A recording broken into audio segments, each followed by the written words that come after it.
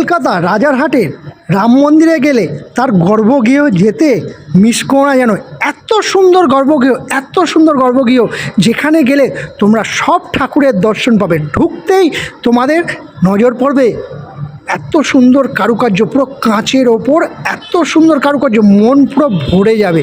আর গেলেই সেখানে দেখবে ভোলে বাবার দর্শন করবে, গণেশ ঠাকুরের দর্শন করবে, আর জগন্নাথ বলরাম সুভদ্রার এত সুন্দর মূর্তি দেখবে। দেখার পর তোমরা কি দেখবে বলতো? রাধাকৃষ্ণর মূর্তি, যে আর বলবে রাধে রাধে হরে কৃষ্ণ। এত সুন্দর মন্দির, কি আর বলবো বন্ধুরা, এত মন ভরে যাবে। আর বজরংবলীর দর্শন করো, বজরংবলীর এত সুন্দর, বজরংবলীর লালা বসে রয়েছে, আর এখানে মা শেরাবালির মুখ দেখে মন ভরে যাবে। আর এখানে রাম লালা আর লক্ষ্মণ আর হচ্ছে সীতা মায়ের দর্শন করবে। এইখানে গেলে তোমরা এই দর্শনগুলো মিস করো না, এত সুন্দর মন্দিরে।